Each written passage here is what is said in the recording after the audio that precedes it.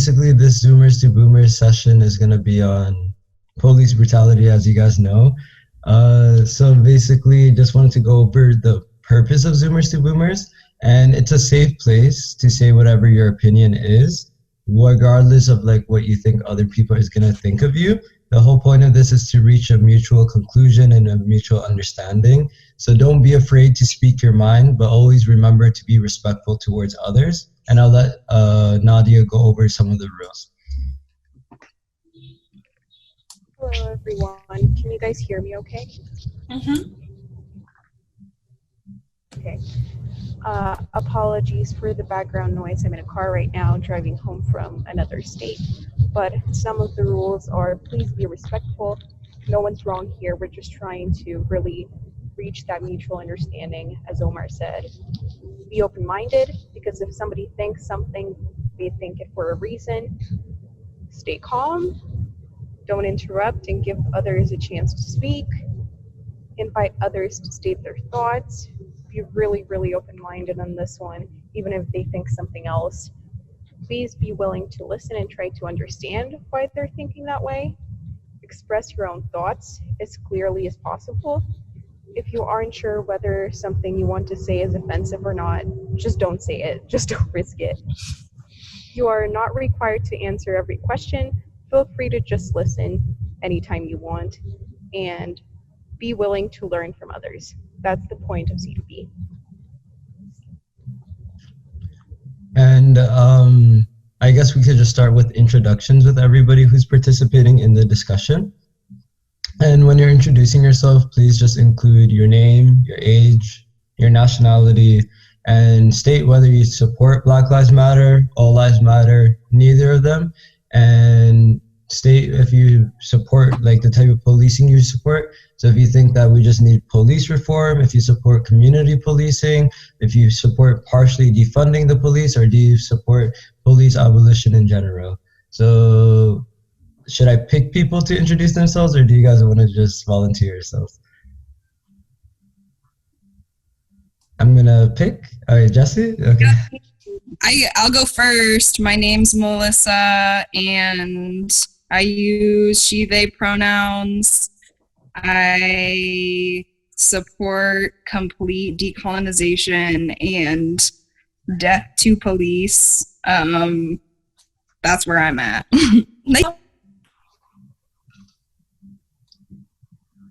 All right, I could go next. My name's Nicole. I'm 38. I'm in the US. I definitely support Black Lives Matter, and yeah, I'm also a police abolitionist.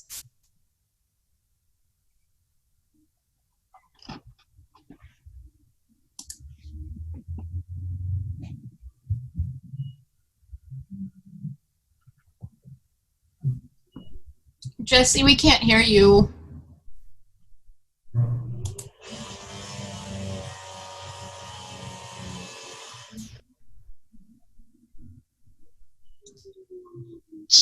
Somebody going? Somebody else could go while Jesse is trying to get the audio. I'll chime in. Seth Tibbett, 69 years old, support Black Lives Matter. I'm interested to hear a lot of opinions on police, you know, because I've been researching the history of police, which is pretty shocking, you know, in this country. Originally, there were the police were formed to keep order in slaves in the South, and then immigrants in the North, and labor unions. So I'm just here to hear. I've not read a lot about, you know, different aspects of policing, so I'm interested to learn more and form opinions. But I think that I would probably say I'm a reformer as far as police go.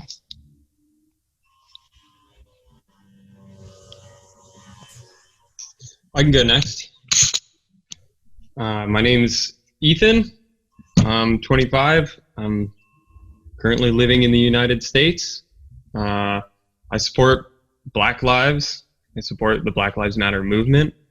I believe that our police force needs to be abolished and defunded and reformed. Not necessarily in that order. And when we get to that question, I can explain that a little bit more. Yeah, that's me. Happy to be here. Can you all hear me now? No? I can. Yeah? Okay, sweet. I am Jesse, 35. I am Hispanic. I originally from California, moved to Portland about like 12 years ago. I am for reform. I am not a full believer in something in a pure form. Like, I'm not down with pure communism, nor am I down with pure capitalism. I believe there is more nuance in all of this. And so I'm wanting to have more of a conversation about that. But I mean, I definitely support Black Lives Matter. I definitely also have an issue when I'm at protests chanting ACAB, because I don't believe all cops are bastards. You know, I do believe the entire system is fucked up. But I do believe that there's more nuance within that. So like, I feel like there's more room for conversation within that. So yeah, that's where like I stand.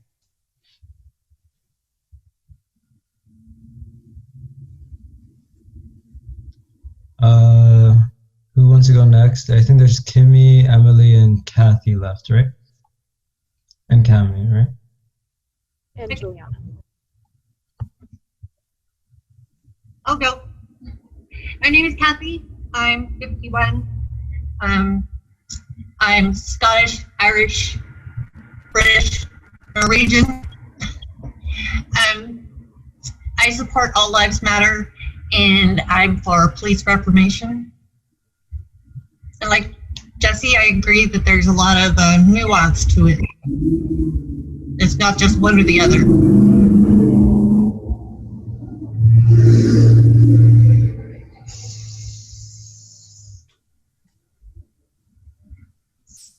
My name is Juliana. I am 16 years old. I was born in the US. And I support the Black Lives Matter movement. And I believe the best for, in my opinion, is police reform. I don't think abolishing the police is a good idea. I think, as well as Jesse, that not all cops are bad, but not all are good.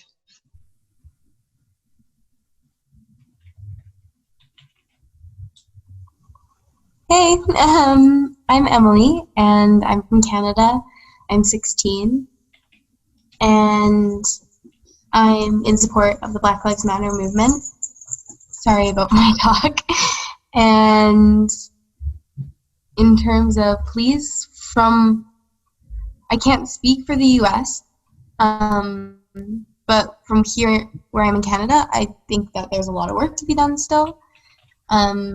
I would support partial defund and reform. I am open to changing my mind, though, as I become more educated. So, yeah.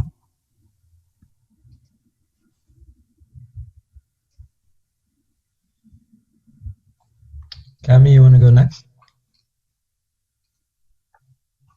Sure. I'm Cami. I'm 19. Should I? I'm Curran. I'm 16. I do she, they pronouns. He, they. He, they. I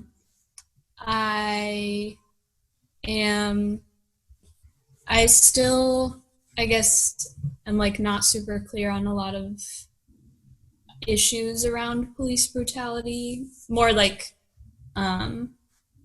where things are headed with policing. I'm definitely for defunding, probably for abolition. I just feel hesitant in saying that because I still don't know a lot about what society would actually look like if we abolish police. But I'm definitely feeling like more drawn to that that side. Do you want to say anything? So the same, yeah, pretty much the same thing. I don't know all the facts, but yeah, I'm sort of more drawn to that side, but open to new information. And Kimmy? I'm Kimmy, pronoun she, her, hers. I'm 19. I'm in California, so the United States, sorry. And I support the Black Lives Matter movement, and I am definitely for defunding the police. I am saying yes to abolition of police as well. But I'm definitely kind of still trying to educate myself on that aspect. So, yeah. And is there anyone that's participating in the conversation that didn't introduce themselves yet? Hi. Hi, everybody. I missed a link. It might have gone to spam, but my name is Matt, and I am an educator and educational consultant here in Portland. I've been in K through 12 classrooms for almost 20 years now, and also teaching as an adjunct at PSU. Matt, did you just say if you support Black Lives Matter and what type of policing you support? Community policing, police reform, or police abolition? Got it. Okay. Yeah, I do support Black Lives Matter, and I am in support. I am split between reform and defunding, needing to learn more. Okay, so I think that's everybody, right? Everybody who's in the conversation already introduced themselves, right? So I'm just gonna go ahead and start off with the first question. I guess this was in the introduction with everybody. Do you find reform to be effective? And do you believe abolition is achievable? And like, when you give your answer, also please explain why or why not. And if you don't feel comfortable answering, that's okay. And let's try to make this as much as a conversation as we can. So don't be afraid to speak up and have that awkward 2-second pause before anyone says anything.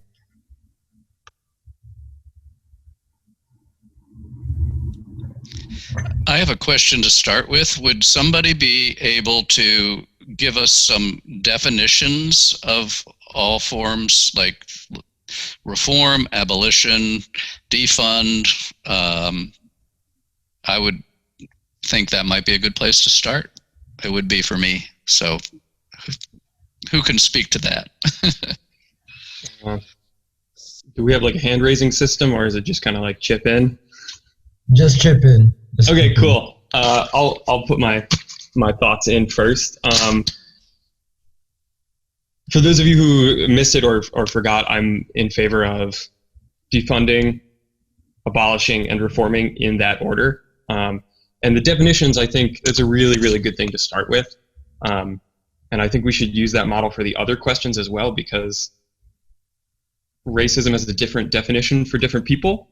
And I think that's part of the issue in communication. And so does defund and abolish and reform. The definition that I apply to it, and I'm not asking everyone to have this definition, and you're welcome to bring your own, but defunding the police means allocating their resources, primarily like financial resources, although there's lots of other resources the police have that could be very useful for other people, particularly communities of color, specifically Black communities.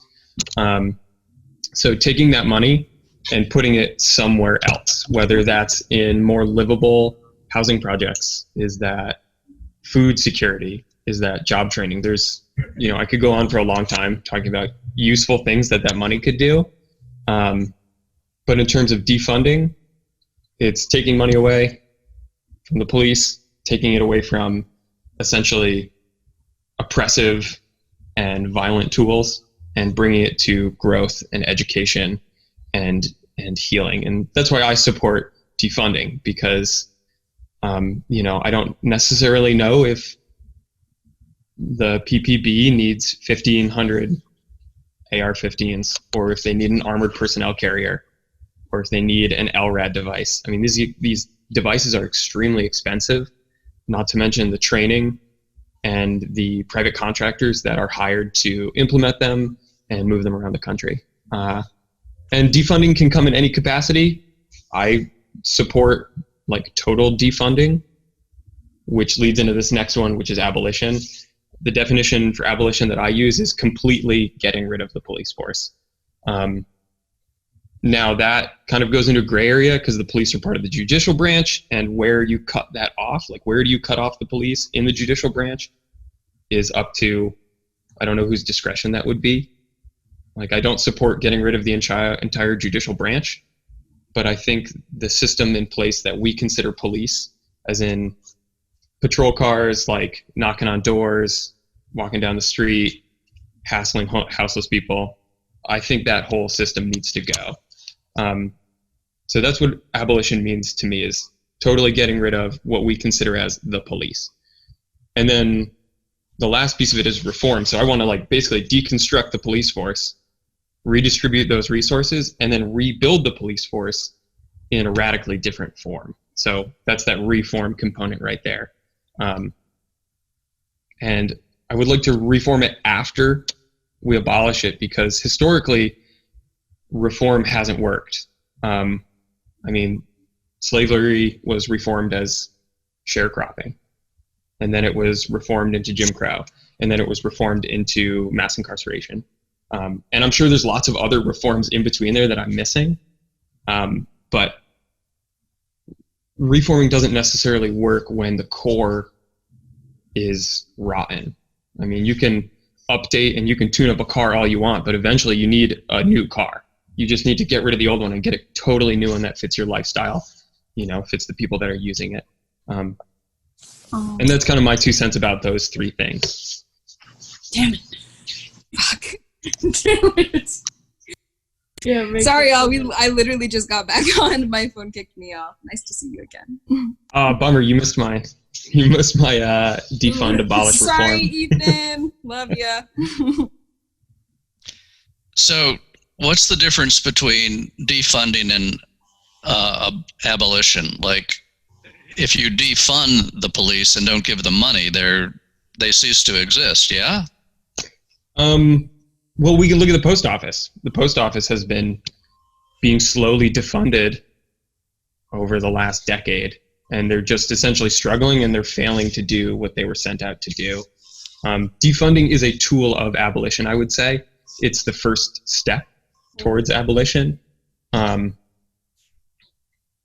if we defund it and just leave them there, yes, it would be crippled and it would be not functioning to its highest capacity, but it still would be functioning. And under my opinion of that, the core is rotten of the police department, it would still be oppressing and it would still be harmful to some extent. Yeah, that's why I put defunding in front of abolition, because if you just abolish it, there's this whole building above it that's going to collapse, and it's going to be really hard to pick those pieces up, if you destroy the building in its entirety. But if you take it apart piece by piece through defunding, and eventually you get to the foundation, you rebuild that foundation, then you can put all the bricks back in place in a better form. I think one of the things I wanted to add to what Ethan mentioned, thank you, because that's meticulously detailed and I think helpful for the conversation. The perspective I want to offer is as a veteran who spent 4.5 years in an infantry unit. And gratefully, it was 96 to 2000. So I was never put in a place where I had to decide whether or not my enlistment went against the grain of my morals.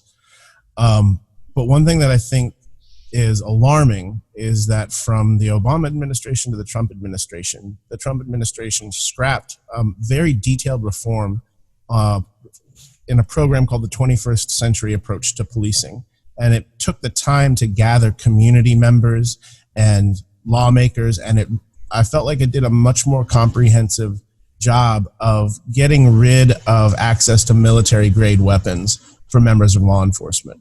So the 17 weeks of training I had to go through to use military grade equipment, rifles and firearms and things like that was incredibly rigorous and incredibly strenuous. So the fact that we know that there is a toxicity in policing mentality, to have that toxic mentality paired with these types of munitions and this type of equipment is where I think is some of our most mortal threats. And there's no reason U.S. citizens should be facing law enforcement of any kind that is as well equipped as the kind of military units that are deployed overseas. And the reason I have a very big problem with that contradiction is when we received our Geneva Conventions training and our rules of engagement, what exists is police officers' right to brutalize American citizens with much less recourse than how we were expected to behave if we were deployed overseas. Cops in the U.S. get away with doing things that many combat soldiers would be court-martialed and dishonorably discharged for. So I believe in the structural reorganization of what Ethan is saying, and I feel like some other immediate things we can insist is that every law enforcement officer in the United States is held to the same Geneva Convention that soldiers would be when they're deployed overseas.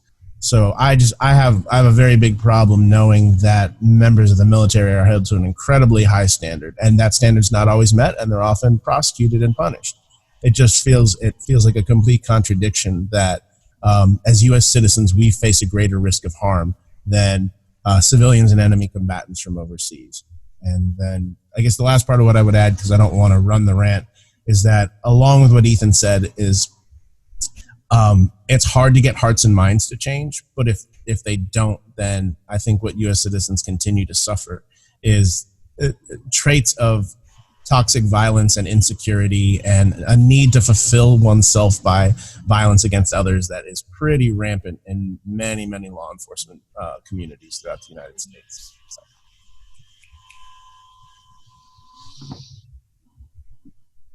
I guess I have a question for that as well. Like, are these problems inherent to policing itself, or is this like a systemic racism problem for America alone? So it's like what you're saying with the toxic mentality and the, I guess, over budgeting of policing with less training. Is this a police problem in general, or is this like an American police problem? I'm gonna go with the contention that it's an American police problem, and if I'll duck onto Google really quick to see if I can find the link to the story.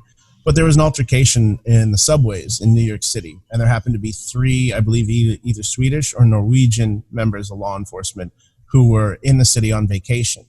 And they separated both of the people, they sat them both down, they detained them, but they also gave them water and spoke to them respectfully and let them know that things would be okay. So it was pretty embarrassing to have European law enforcement come over to New York City and do a better job of de-escalation than the cops that were paying. But isn't the problem also that there's just too many fucking guns in America right now? And wouldn't the counter argument be like, that the police would say, well, if we take our guns away and then there's other people in the general public that have these guns, for instance, like what would be the response to, like, there's been school shootings where people have come in with AK-47s and are shooting up a school. Like what? And that would be I'm assuming their rationale about why they have all these guns, just because there's way too many guns and no control on guns in the general population. I think that is an issue. I mean, guns are an American issue. Violence is an American issue. This country was born out of guns and violence, and I think that trauma runs extremely deep in all people from the United States. Like, if you look at the top movies right now, it's like, Avengers is like number one, and an Avengers at its core is an extremely violent movie. So we're exposing our populace to violence every day, and we've kind of fetishized violence and we've glorified it. And I think that is unavoidable to an extent, and I'm not saying we should like abolish the Avengers. Like I love those movies, but I think we need to address that trauma and that violence and reprioritize how we are attempting to change it. So in the case of school shooters, I don't believe there's an instance that a school shooting was stopped by somebody with a gun. It may have been cut short, but it was never prevented by the gun. And so the idea here is to create a police force for a community that prevents it in the first place. And then we no longer need to respond with violence. Now, I also understand that there are bad people out there. There are people who, without extensive help, which is like unreasonable to think that we can do that for everybody, those people are still going to hurt people. There are people out there who are demonstrably bad people and will need to be prevented from doing bad things by force. Now, I think the number of those people is much, much lower than what we think or what we are suited and equipped to deal with. I think the need for a gun is far less common than we think. So I do advocate for an armed section of the government. I advocate for firearms training in the police. I personally, as a disclosure, I support the Second Amendment, and I don't support disarming the American people, but I do support protecting people sometimes from themselves, if that makes sense. So I don't think the police officers need assault rifles, but should they have it somewhere? Maybe. You could always do like Great Britain does. The police don't carry guns, and getting a gun as an everyday citizen is incredibly hard. Yeah.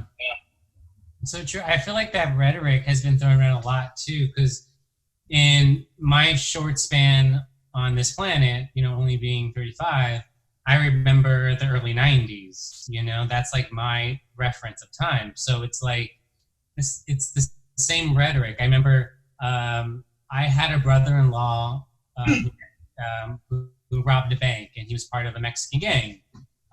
And during that time, I remember that there was a robbery in LA where they wore heavy armor. They had full armor on, they had fully automatic weapons, and the LA police force wasn't equipped to deal with this style of force, right? I remember that.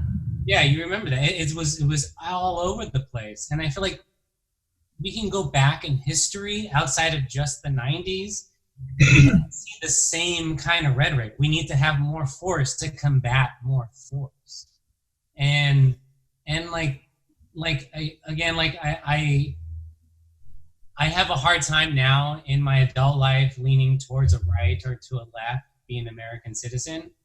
But because I do believe that if someone wants to own a weapon, they can, but I also see just kind of the flaws in our society kind of a thing that I'm still trying to figure out, because I don't have the answers to, right? I'm just trying to decipher this shit out. So I don't know. I think there's something to be said to is the answer just to equip the police more to have stronger weapons than someone else? Because let's be honest, someone else is always going to be stronger and bigger than you are in a fight. Is that the option, or is it, I don't know. I just feel like we've been going down the same rabbit hole and kind of doing the same shit. Point being. I agree.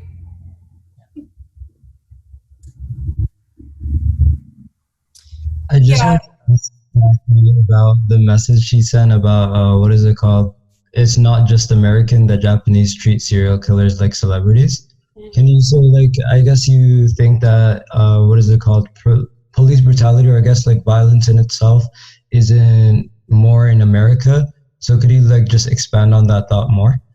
Well, I'm just saying that violence isn't just an American thing. It really isn't. From Native Americans used to fight each other. African nations fight each other. You know, it's a world thing. It's not just American. You know, and like I said, the Japanese think serial killers are like the end all be all. They treat them like celebrities. And what does that say? It's not just American. Yeah, I would agree that there's violence, but we have access to all these horrible guns. I'm surprised. I realize that. And in my opinion, assault weaponry should not be available to anybody other than the military. I agree. You know, but if we take it away from the police and the American citizen can still get a hold of it, what's that going to do? Right. It just, you know, take it away from everybody, not just the police. Make it a military only. I'm with you. I just posted an article from Finland. We were talking about the Scandinavian guys in the subway and stuff. It said that the police in Finland use their firearms about 10 times a year, which is only possible because of their strict gun control also. So I was surprised to hear Ethan say that he was pro Second Amendment there, and you know, I'm kind of not. You know, I mean, I think that was written at that was when they had like muskets, and it took like, you know, a minute to fill a musket. Like now, you know, in a minute you can pop off 120 bullets or something, and that's a whole different equation than, you know, you have time to cool off when you're loading your musket, but you don't have that with a AK-47, you know. So I'm not for the literal interpretation of the Second Amendment. So curious why you say that you're pro Second Amendment, Ethan. Yeah, and it ties into this like this culture of violence in the United States, and I caution people from comparing the United States to other countries. The United States is an exceptionally and very wonderfully unique place to live. For all the issues that we have, the United States is also very amazing in the fact that it's so diverse. Even if that diversity leads to conflict a lot, which is kind of what we're seeing with this racial uprising that we're having, it's a necessary conflict. So it's like Finland and Japan are exceptionally smaller in population and landmass, as well as resources, economy, and diversity. So the United States, the culture here is very diverse. Our military is exceptionally expansive. We have bases in hundreds of countries. We have military dynasties where entire families are invested in the military or invested in the police. And when that culture is tied into weapons and violence, essentially, when you advocate to take those guns away, people see that as you're trying to take away their identity or erase them. Now, that in itself is a fallacy, but we still need to listen to those people and let them be heard. So if you live on, you know, 100,000 acres in Wyoming and you own an assault rifle and your town has a population of, you know, 1,000 and your neighbor lives 60 miles away from you, like, you know, I don't care if you have an assault rifle and you want to drive around your property on a quad and shoot it. But if you live in Southside Chicago, an area with a lot of crime and a lot of poverty and a lot of opportunity for violence, the regulations should be different there. So I don't believe in a literal interpretation of it. I guess I kind of alluded to that. I think it should be up to states, cities, towns. And where there is opportunity for violence, guns should be restricted. And where there is less opportunity for violence, guns should be less restricted. And now, like, back to the culture of violence thing, that is what made guns a problem. Guns in themselves are not an issue when people have them, but when people feel the need to resort to violence or hold violence in a place equal to de-escalation, when they see it as a problem-solving tool, that is when it becomes an issue. And so I think we have a cultural problem, less of a gun problem. People stop communicating with each other verbally and started communicating with guns. Yeah, and yeah, I think at the core of most of our problems in the United States is a communication problem, which is caused by any number of things. Currently, it's primarily racism and white supremacy and fear, which fear is at the core of both white supremacy and racism. Yeah, so thank you, Ethan, for that answer. That was really, like, I guess, interesting perspective, because I don't really hear a lot of people that support Second Amendment in that aspect, the way you explained it. But I do want to, like, try to steer the conversation back to police brutality, because I do see that police brutality and gun control are very interconnected, but I don't want to veer off from the topic too much. But something I was thinking about while you were speaking, and I'll ask somebody, like, I'll call on somebody to, I guess, start the conversation for this one. But something specific, like, I was thinking about was, when is lethal force necessary? Because something you said is that guns shouldn't be required, like, in violent neighborhoods, and it goes, like, case by case and stuff like that, right? So the argument a lot of people make is, like, I think that's where Black Lives Matter, a lot of the support kind of differs, because, like, where is lethal force, like, justified, and where, like, where do we draw the line with the police using lethal force, I guess? And, like, maybe if Nicole or Melissa or Emily wants to answer, that'd be nice.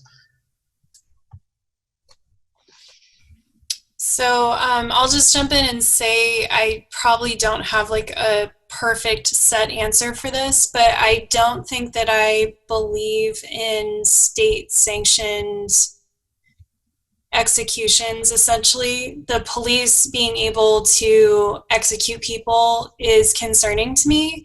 However, where I would want things to be and where we are is a huge gap, right? Because I would want the community to be able to just protect itself. So you would have things like self-defense.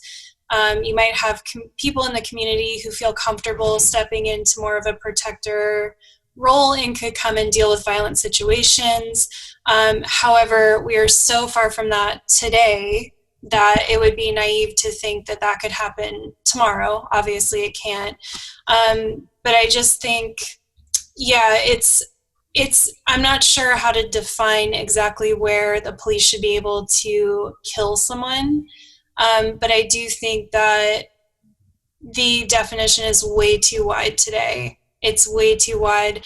And I think that I think part of the problem is there's a disturbing imbalance of how much violence can be directed towards the police and how much violence the police are able to direct towards civilians. Right? If I can get arrested for assault because I, like, pushed a cop's hand away, but that cop can kill me, there's a huge problem there. Right? And the cop can say, oh, I was afraid for my life, but most civilians are also afraid for their lives. So anyway, that was a non-answer, but that was just some of my thoughts. My core concern when we have conversations about police brutality with people who fully support the police is, like, why do you start from a space where it's okay for them to do violence on you? Why is that the space we start out of? Because people are always trying to justify it. And it's like, but why are you okay with there's a group of people who can do violence to you and that's their job? Why is that okay? So, yeah.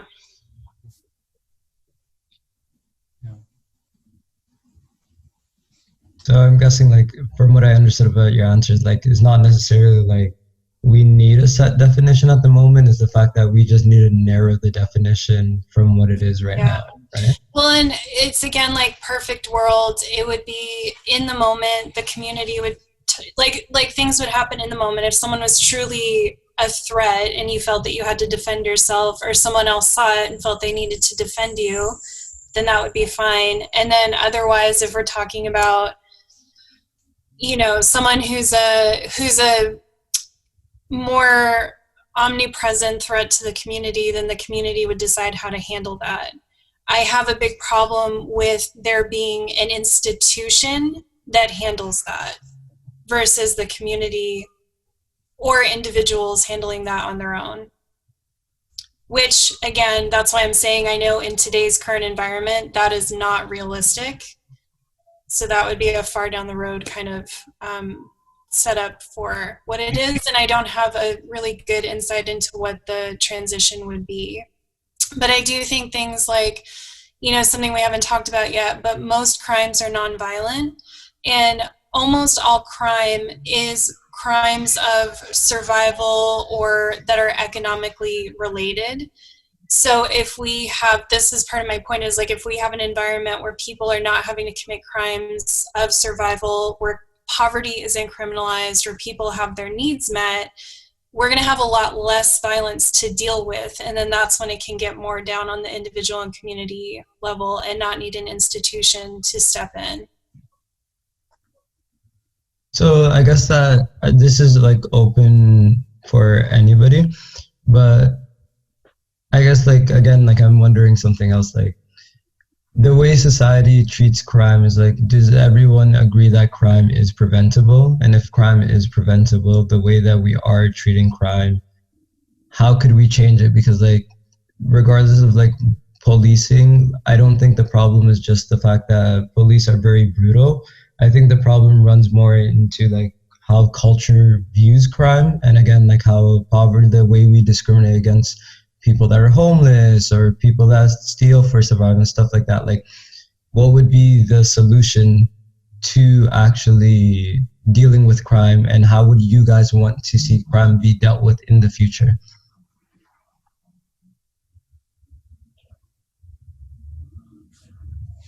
I would like to see very, very strict and very harsh repercussions for law enforcement officers it can be clearly proven that they made very poor tactical decisions that led to the escalation of a situation.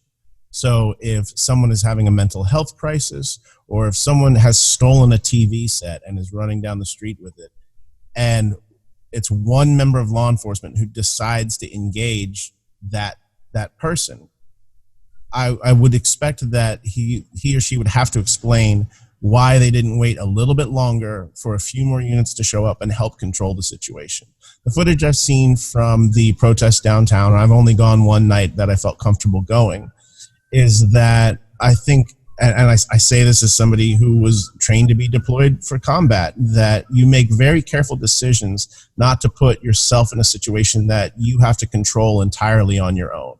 And so the fact that there is not enough attention paid to de-escalation or accountability for why a single officer chose to shoot someone 7 times, I just think there needs to be, if we can't change hearts and minds, if there aren't enough workshops that cops should go through so they start to see all of us as human beings that should be treated with humanity and dignity even when we're in times of crisis. If we can't change hearts and minds, I would just like the accountability to be strong and stringent enough that police officers begin thinking very carefully about whether or not they should wait just a few seconds longer to get a little more help with the situation, either from another member of law enforcement, mental health teams, crisis response teams. I just think there are too many instances and too many examples of 1 or 2 or 3 members of law enforcement deciding that they're going to exert lethal will upon a situation that wasn't necessary, it wasn't needed. And I do agree with that, because I don't even think it's just about violence as well. There's been so many stories where like a woman who got sexually assaulted will call the cops, and then sometimes the cops would actually sexually assault them as well. Or like people who are in a domestic violence situation, whether it's husband or wife, the cops don't really deal with it the best type of way.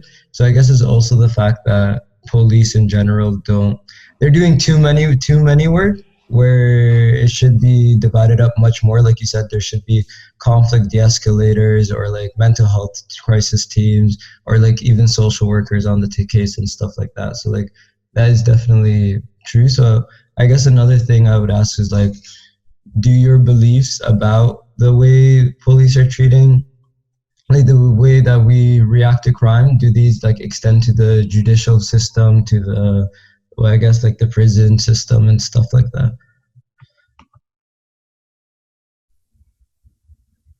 I mean, I am muted. Okay. I certainly think so. And yeah, as Matt was talking, that was part of what was occurring to me, you know, to use an example, like someone stealing a TV, right? Like how many of these people who have been killed by police are then accused of some sort of theft or monetary crime?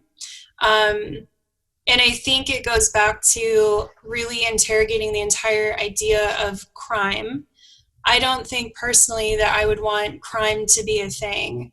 I think we can have social rules that we all follow, like you don't kill other people, right? But we have such a disproportionate weight. I mean, the cops are there to protect property.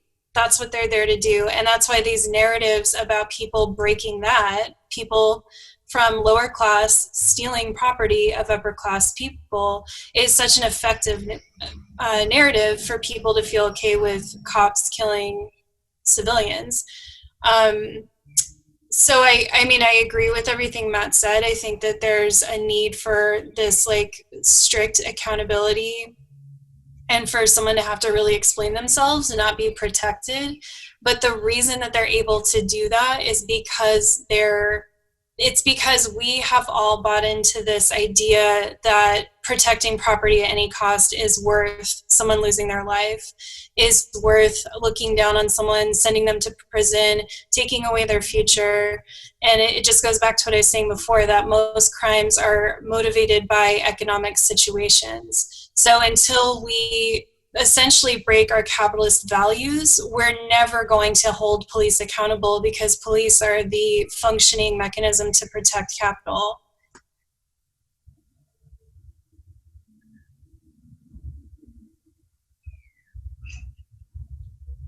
Also, the white nationalists have infiltrated the cops for years, so that's something we can't, I mean, these are literally like white supremacists that are in the police, and they are there to do the job of what they are doing. And we can't overlook that. They've been taught to like go get training and consolidate power, and that's what we're seeing here.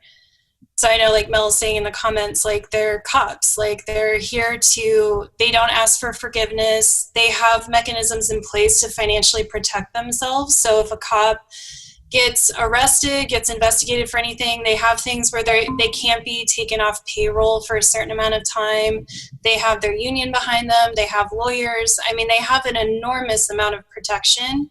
Plus they have the approval of their community.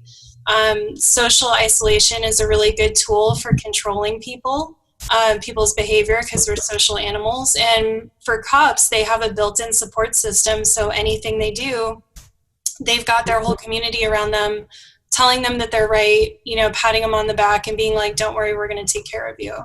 So there's just some very deep social issues here that are built around our capitalist values. And we're not going to be able to, I just think there's so much focus on like, oh, we just need to get cops like individually to stop doing these things or to be held accountable. And we do, but it's not going to happen if we still have these values of like certain people are criminals and those criminals need to be stopped, and you know, certain behaviors are criminalized. And I was going to say, I think that to really deal with all that, you've got to look at all of our structures. I mean, we have to decriminalize drug addiction for starts, right? You know, we have to actually have, you know, good basic safety nets. I mean, over the past 50 years, certainly welfare has been completely and utterly decimated. So you have a lot of poverty and no safety net for it. I mean, you know, look at what we're looking at right now. Look at unemployment. So I think that on top of everything else, you know, the real problem is that a lot of people that we call criminals and a lot of people who experience this violence and who get caught up in this system are poor or are desperate in some way. And you know, I mean, the biggest thing we need is really good social programs, and you know, that's so much bigger of a discussion than you know, one cop or one city or even defunding and how we're going to, because even defunding the police, which I agree with, but that talks solely about how we're going to deal with problems we already have. But it doesn't talk about how to solve this before it becomes a problem, is what I think. Yeah. I have something to add on that, like social safety net, to tie it into kind of white supremacy and the culture of white supremacy in the police force. I think developing safety nets and social services is actually the best way to fight white supremacy, whether that's unconscious white supremacy or conscious and intentional white supremacy. Because nobody's born a white supremacist. Like, nobody's born a racist. These are learned behaviors. And I think that it's very rare to have people, it does happen though, I definitely want to acknowledge that this happens, that people intentionally teach their children or other people's children or their friends to be racist. That does happen. But I think white supremacy happens slowly and far more insidiously over somebody's life through socialization. So these isolated communities, when your only interaction with Black people or people of color, and this can happen with white people too, although it's far less common, or poor people, when your only interaction with them is watching them commit a crime or seeing them arrested for a crime or an otherwise negative interaction, for example, somebody having a mental health crisis and screaming at you on the street, and that's the only time that you see Black people, like our opinions are based off our experience, which is not necessarily a bad thing. But when your experience is so limited by that isolated community that you live in, you grow up with these negative feelings towards Black people, towards poor people, towards people with addiction, towards people with mental health. And so that grows and grows and grows over time, because you may teach your kid, like, no, we don't go to that part of town. Like, you know, that's a bad neighborhood. And that bad neighborhood, it happens to be where the only Black community in your small city lives. And so you equate bad neighborhood with Black people, or you equate, you know, bad neighborhood with drug addiction. And so that culture like grows and grows over time. And now the police force is equating crime with Black people, and they are in this position where they feel like they need to protect people from Black people because they see Black people as criminals. And that has, I also want to say that is very intentional by other forces, you know, the powers that be, is to paint specifically Black men as criminals. But I think building safety nets and allowing these people to have opportunities outside of crime, or getting them resources for help before they get arrested for loitering or vagrancy or disorderly conduct, any number of crimes associated with houselessness or addiction, like getting them help before they get arrested for that will prevent people from seeing them as criminals or whatever negative term they want to pin onto that. That is going to be a slow process, and that comes with defunding, right? And I think the issue of white supremacy in the police force needs to be addressed before that, because that's a generational issue. Like, it takes an exceptional white supremacist to be able to change their mind based on like a conversation, and it takes immense amount of personal work to sit down with that person and tolerate their very harmful words and their very harmful attitude for a number of months or years to finally change their opinion. And so I don't think it's feasible to just talk these people out of racism. I think we need to take a more direct action towards them, but also solve this generational issue where people are growing up to be white supremacists and to be racist. And and change the view of people of color by giving them more opportunities, more help, you know? Like through the liberation of Black people and people of color, we like everybody gets helped by that, you know? A rising tide lifts all boats. So that's my opinion on that. Even like last discussion, we were talking about sexuality, and something I believe Stacy said last time was that, because we were talking about the transgender bill that was getting passed, and one of the solutions to the problem of like rejecting trans people for healthcare is just provide universal healthcare for all. That way, you know, like it would be, there's not a lot of like inequalities, I guess. So that is a really good point. And then also, Emily, you said something about the way police treat natives on the reserves. Could you expand more about like how, I guess, intertwined racism and policing is?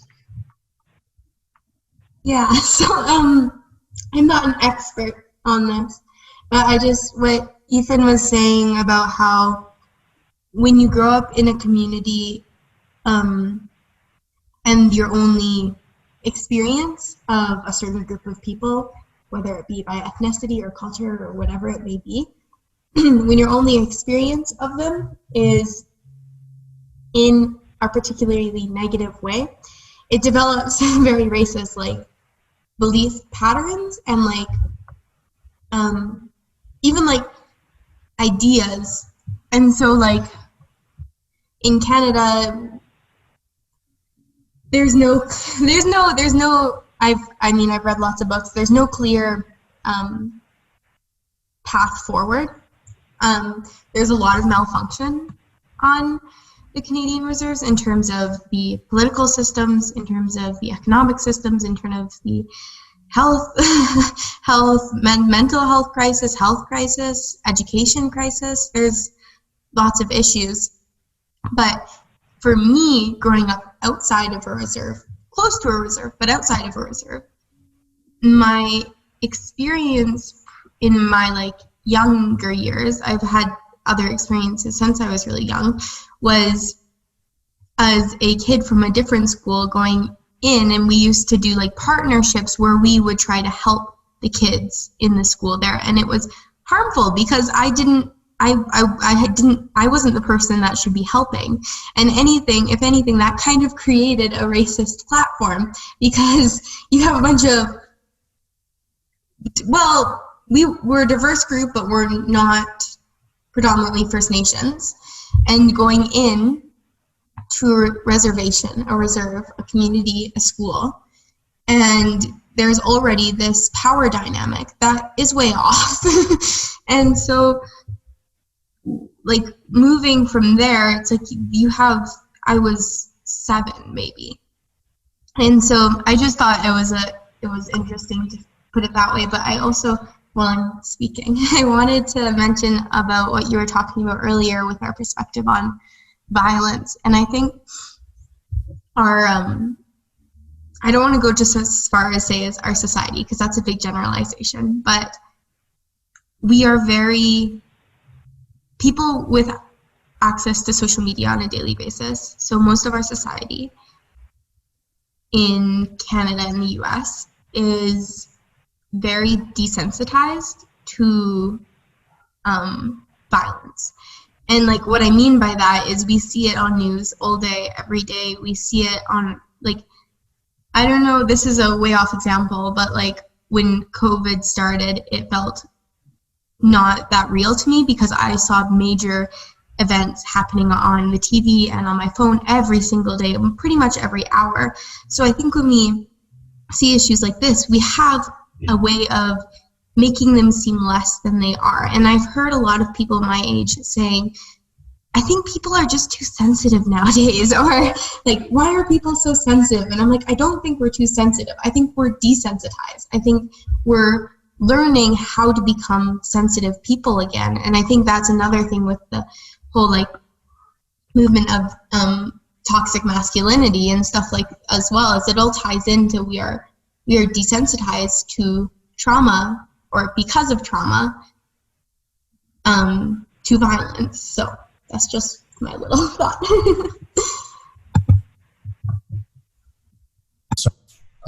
Thank you for mentioning all that, Emily. That's, I don't know. It's really helpful to sometimes to branch out into the intersectionality of how all of these problems are impacted.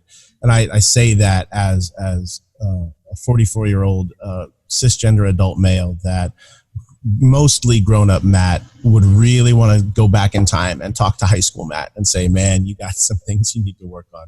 You've grown up as someone who identifies as a man in society, and your sense of expectations and how we can kind of be wired to feel like we deserve to have our way all the time is something that really still needs so much work and still really needs to be undone. And I wanted to jump in because I have to get going, and thanks for everyone who made a little bit of space for me to chime in.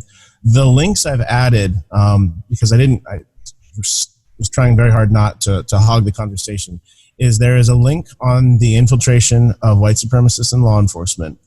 And that's the major problem that we're talking about today.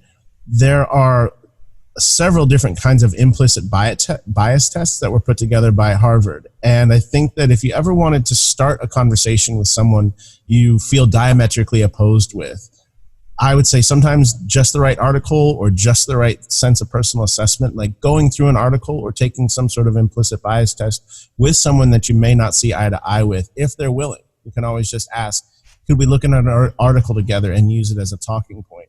So I guess as an academic, as a black man, I feel like if I'm not vibing with someone in an interpersonal sense, and it's really just going back and forth between me and them, sometimes resources, a movie, a song, a film, or a magazine article can be a starting point in the middle where you both get to chime in about what you took away from it. And then if it turns in the direction of a discussion, there's always the hope that maybe something can be learned.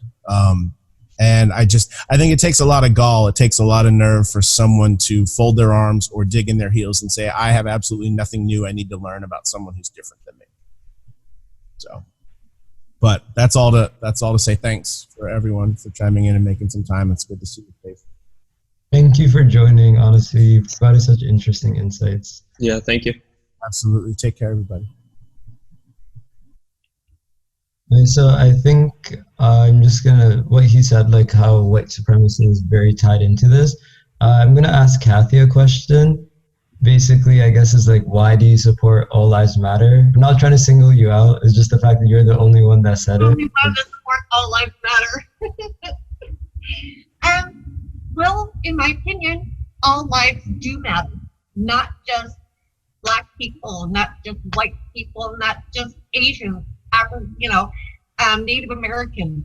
There shouldn't be any singling out of any one particular race. Everybody matters. It doesn't matter who you are. Your life matters. So we shouldn't, and I understand why Black people have feel like they need to stand up and shout that, yes, I am here, I do matter, but they aren't the only ones in history that have gone through serious issues with people outside of their race, out of their culture. There's the Scots, which I'm part of, had their entire culture, everything about them taken away by the Brits. Everything. To this day, it is still considered an act of war to wear tartan in Parliament. Okay, they're the reason why the Scots throw capers and rocks and dance like they do. It's not just because they want to be goofy. It's because the Scots took away everything. They took away all their weapons, so they couldn't fight. They took away their dancing, which is why they dance like they do now. And it's not. And historically, African nations have fought amongst each other and enslaved each other. It's not just a black-white thing. The Japanese have, at one point, enslaved the Samoans. So it's not just pedophile lives. Well, that's kind of But for the most part, I think pedophiles ought to be going the way of dinosaurs. But but honestly, that's why I think the way I do is it's not just, a black-white thing. It's every culture has gone through real hard, nasty stuff. I mean, look at what the Europeans did to the Native Americans here. 99% of Native American languages are dead because of us. 99% of them. Thank God the Okay, hey, I'm gonna have to cut you off there. I'm Native American, and that is so inaccurate. I have to stop you right there. 99% of Native American languages are not. Yeah, that dead. ain't true. That ain't true. And a great number of them while I've been quiet throughout the conversation, I just have to say maybe folks can step away from talking about other cultures outside of themselves, specifically when it comes to indigenous cultures. Unless you are indigenous and you have experience with that, you don't fucking know what you're talking about. Okay? Thank you.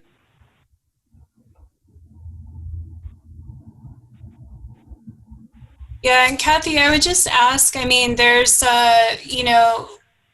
many groups support Black Lives Matter who have also experienced tremendous violence. For instance, there's a very strong link between Black Lives Matter and Palestine. So if they can see, the importance of highlighting a certain struggle and not feel that it takes from their experiences, then why can't you use your Scottish background to see the solidarity, instead of feeling like something's being stolen or appropriated. I'm not saying I don't support Black Lives Matter. I do feel that they need a lot of support. They do. I'm just saying that it shouldn't be. Everybody should get that kind of support. It doesn't matter who they are. Like you were talking earlier about getting social platforms set up, I was a single mom. I raised 2 kids by myself. And I made too much money to get help from the state, yet I didn't have enough money to pay my rent, pay daycare, pay my bills, and get food. You know? So, but that's coming from a white supremacist capitalist structure. Those programs, the reason we have people left behind is because our country was built on slave labor. And once we lost that free labor, they had to find additional ways to disenfranchise Black folks. And because of that, white poor folks have also suffered. Mm-hmm. So anything you could say, I grew up in poverty.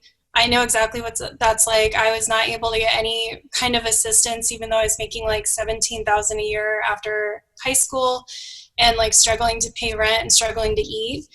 So I know that struggle, but the reason that we don't have universal programs is literally because of white supremacy. It's because people do not want all people having access to help and funding. And that's part of why specifically supporting Black Lives Matter helps with even the poor white struggle, because we're saying that everyone matters, and we're acknowledging that the shit that we experience in this country is rooted in white supremacy. It's literally rooted in creating a class of people that have to support the ruling elite with their labor.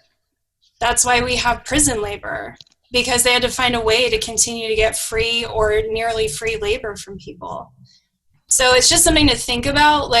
The more you learn about white supremacy in this country specifically, it applies, but other countries are, all have their own nuances. But that's why we can't get COVID relief properly in this country, because we have so many people who are I don't want someone else getting help. I'm willing to live without, to prevent someone else from having that. And yeah, we do it with Indigenous people, we do it with undocumented people, we do it with all kinds of people, but it is rooted in our history of this capitalism specifically tied to labor is rooted in white supremacy. I think, for me, I understand what you're saying. I was also a single mother for many, many years and really struggled. And I completely understand everything that you're saying about that there are a number of different groups who have different struggles.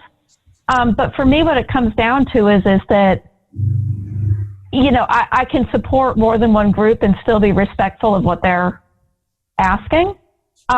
So when I say Black Lives Matter and I don't say all lives matter, it's because that really specifically that matters to the Black Lives Matter movement. And I don't see a reason why I need to be disrespectful of that, right? I mean, it's if I support this movement and I support what they need, then it's no skin off my nose to support.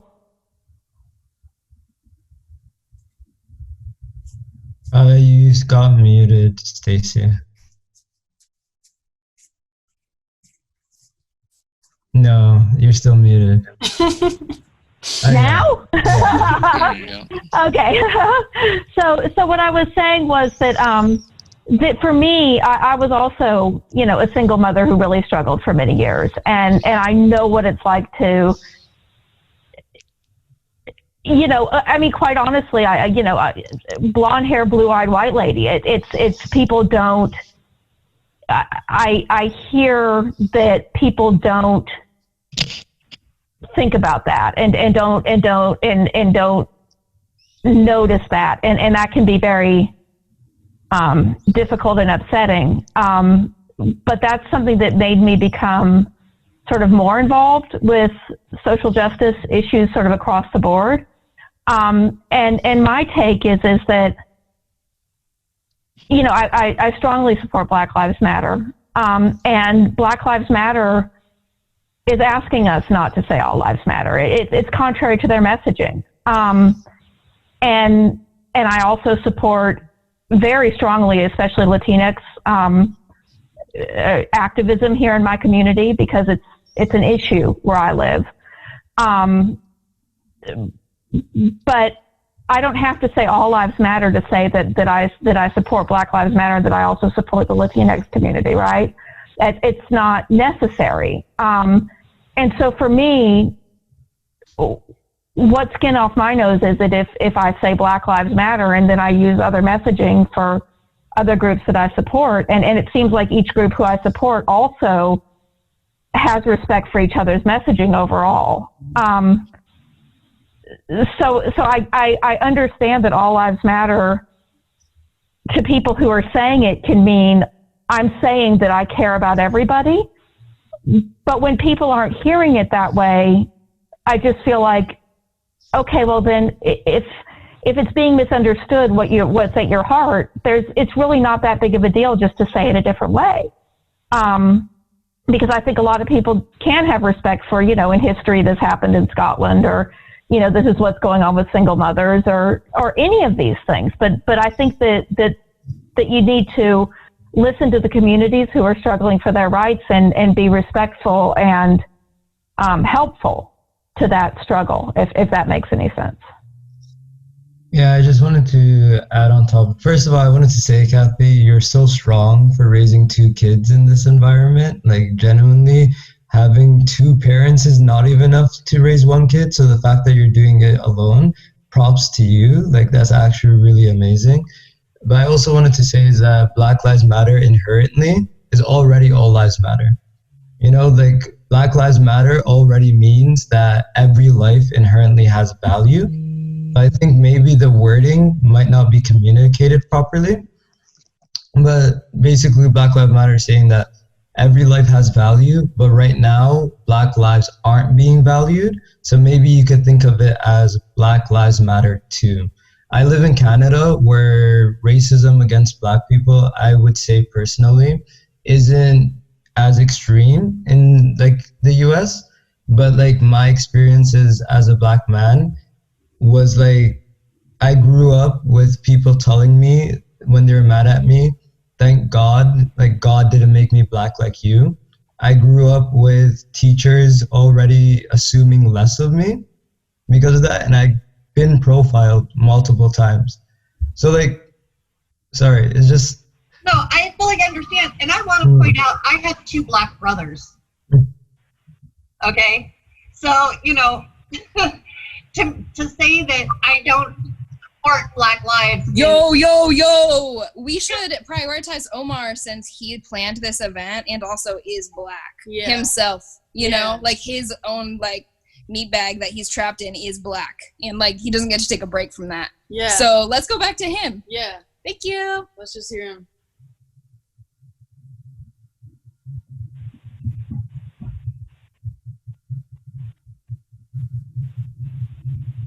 Could I just add something really quickly? It's a comment on couple things back, but it ties it all together. Just on to that, by acknowledging other people's trauma and other people's history, it doesn't make your trauma or another group's trauma, or it doesn't belittle it, and it doesn't make it any less. So just by saying like there is something wrong here, there is history and there is an issue, it doesn't mean that you haven't had a history of being faced with issues or being faced with adversity. And I just feel like it's important to recognize that by saying Black Lives Matter, we're not saying other lives don't matter. Like, we're recognizing your trauma and everyone else's trauma. Trauma is trauma. There's no like hierarchy of it. I don't know. I just think it's something to remember.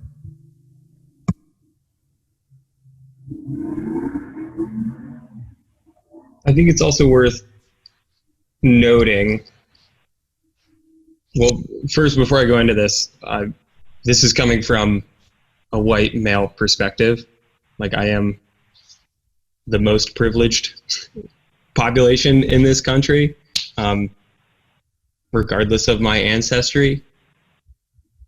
But I think if you're having trouble understanding that, like, Black Lives Matter chant and slogan, you can add a 2 at the end. So it's like Black Lives Matter 2.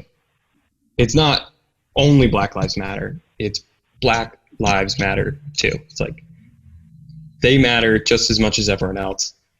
And I think that it's dangerous to compare the struggle and experience of Black people. And again, like, I will never understand the full experience of being Black in the United States of America, because I'm not. So I'm not claiming to fully understand that. But I think it's dangerous to compare that to another group. I think Indigenous peoples would be the closest one you could compare it to, because the harm that was inflicted on Black people in this country was immense. And it wasn't just immense, but it was also very recent. Like 300 years ago, this was happening. Wait, not even 300 years ago? Yeah, not even 300 years ago. Last residential school closed in 1992 in Canada. Just to add that. Yeah. And so understanding that this is extremely recent is important to hearing their voices and understanding why people are so angry. Sorry, my dog is... Hold on.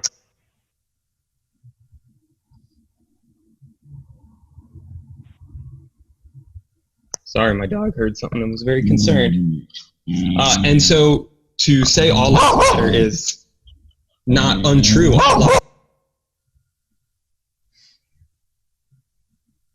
All lives do matter. I value all lives, but we need to specifically focus on Black lives right now. Sorry about that. Oh, sorry. Yeah, you can go ahead. I was just going to say that I'm not sure if you've heard of the analogy where they use a burning house, and essentially it's 3 people, and one neighbor's house is on fire and the other neighbor is in a house that's fine. And essentially, one neighbor, or the neighbor that's in the house that's not burning, is upset because another person is bringing water to the person whose house is on fire, bringing them water. And she inquires the person that's bringing the person water, why are you bringing water to their house and you're not bringing water to my house? And the person stops and puts the water down and states that they're bringing water to the other neighbor's house because the other neighbor's house is on fire. And the person that they're talking to, their house is not on fire. And in order to keep the house, this person needs to bring the water and make sure that they put their focus on the other neighbor's house, because that's what's on fire at the moment. And it's the same situation that's going on right now with the Black Lives Matter movement. Yes, there's other issues happening. There's other issues that are going on in the world. But right now, this is the fire. This is the bigger issue that we need to put under control in order to denormalize a lot of the racist, sexist, homophobic, xenophobic, every type of oppression that we have. In order to dismantle that, we need to be able to combat racism, and we need to state that Black Lives Matter right now, because this is the moment that we need to start to acknowledge that a lot has happened and we haven't done anything for it until now. Well said, Kimmy. And I think that, we've seen the graphic examples of that very recently, of the systemic racism within the police. First in Kenosha, where Jacob Blake didn't even, there was a knife apparently in the car. He'd never brandished a knife or threatened police, and he got 7 shots in the back. 2 nights later, the white guy comes in with the AK-47 and shoots 2 Black Lives Matter protesters, and the police just ignore him completely. They let him go home, have the night at home, and now the president is saying, he goes to Wisconsin, he doesn't even meet with the victim. He talks about the white guy as the victim here. So that's a pretty graphic example of racism in the police. And the same thing, I think, in George Floyd's case. He was killed over a $20 counterfeit bill. And if a white person has that same counterfeit bill, I think the outcome's very different. And so we've really seen some graphic examples of the racism and what it's like in America to be Black. So yeah, I think that's why an examples of Black Lives Matter and why we need to be aware and support that. I also want to go off of what Seth was saying. The fact that also people who are trying to justify the shooting in Kenoma by saying that he had a criminal record and that he had a warrant for an arrest, or multiple warrants for arrest for I think it's like sexual. It really doesn't matter at the end of the day, because why are we focusing more on the fact that he did things in his past that had nothing to do with the shooting that was going on at hand, and we're not focusing on the issue at hand, which is that the police were able to shoot 7 shots. I'm sorry, I should say that this is a trigger warning because we're discussing shooting. However, why does that justify the action of shooting a Black man and being able to, have people argue over that while also trying to figure, the police had no knowledge of that. So why would that be an excuse for them shooting him, if that makes any sense?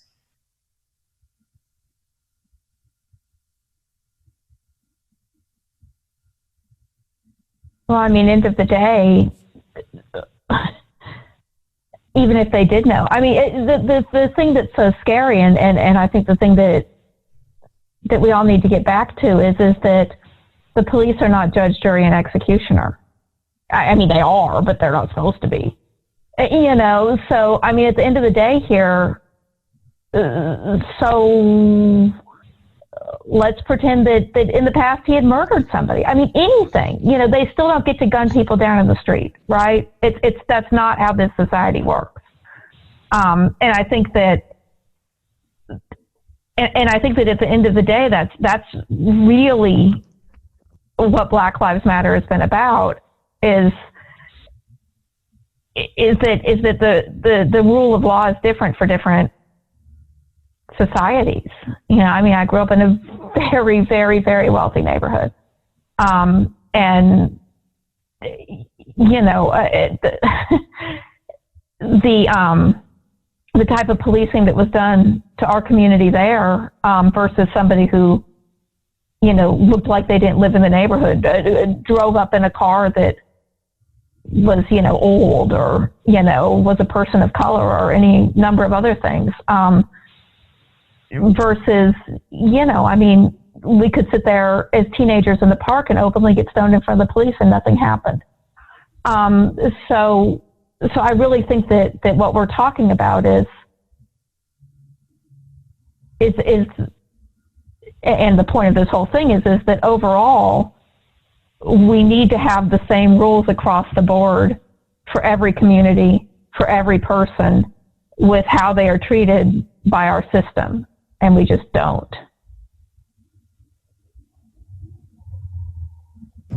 Hi guys, I'm really sorry, but we have to wrap up. So would anyone like to give some final thoughts on the subject?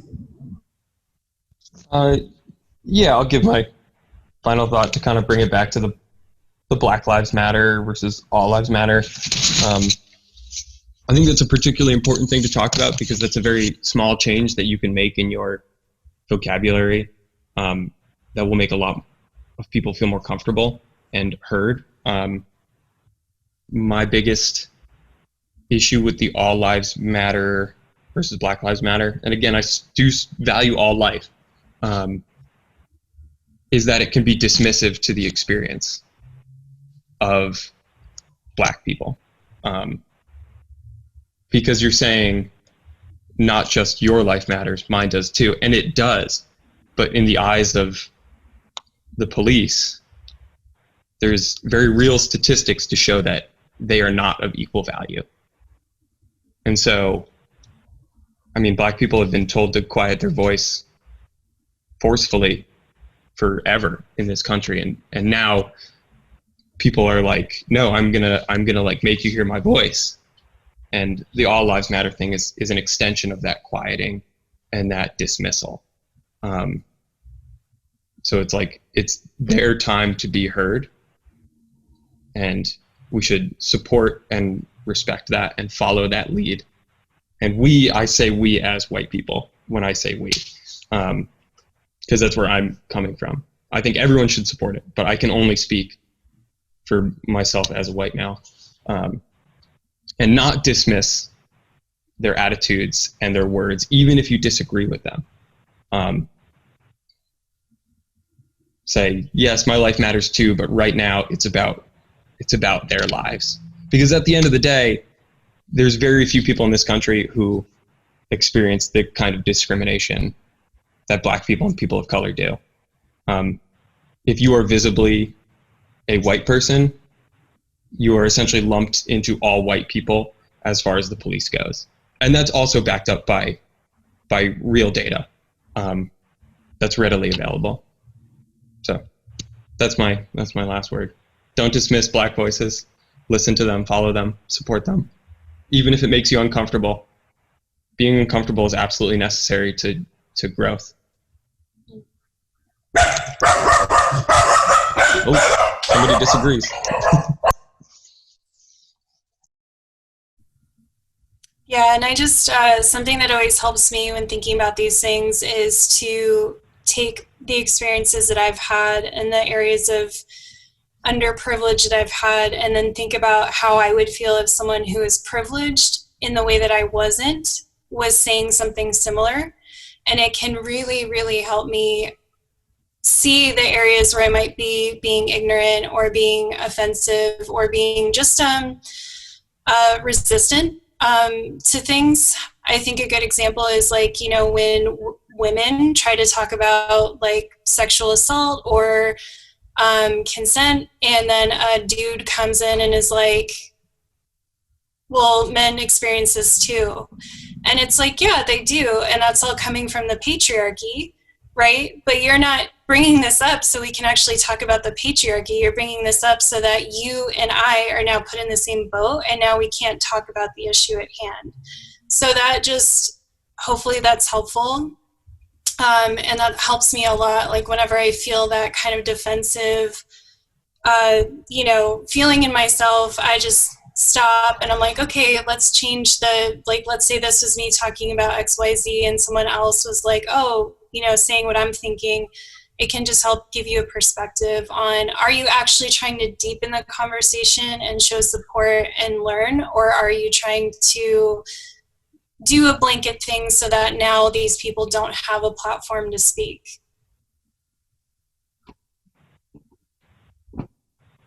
And I would just like to add, I don't think people who support All Lives Matter are bad people, to be honest. I think it's better than, like, it's just people acknowledging that nobody deserves to, like, have their life taken away for no reason, and for petty crimes especially. So, like, I don't think that's necessarily a bad thing. I think sometimes it's just, and I catch myself a lot too, like, we don't realize we're perpetuating ideas and beliefs that keep other people down. I have, like, I grew up with a couple sisters, and like basically sometimes they would say stuff and I'd be like, oh yeah, that's not a big deal, you know? And I don't realize like I'm perpetuating sexism within the household sometimes as well, like because I'm a guy, I don't really experience whatever they're going through. So like I don't think necessarily people who say all lives matter are bad people, or even mean in a bad way, or in their intentions are like perfectly good. But I do think it perpetuates a lot of racist people, like ideas that racist people have to shut down Black Lives Matter in general. So like I think it's just about being aware of what you're saying and the ideas you're perpetuating, and like I guess always trying to criticize yourself to do better. But again, that doesn't always mean what you were doing before was a bad thing. It could just mean that you could do something better in a new way, if that makes sense. Yeah, I think it can come from a really kind impulse. I just think the thing to remember is it's not a contest. You know, it's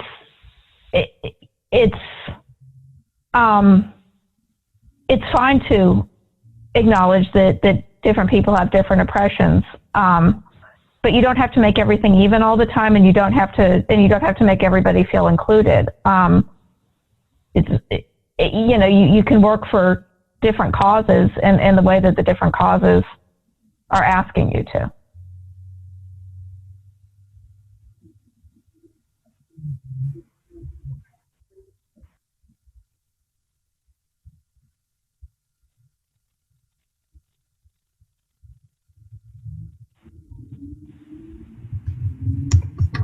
Yeah, well, thank you so much, everyone. I really enjoyed this conversation. I hope you did too. I feel like we all learned a lot.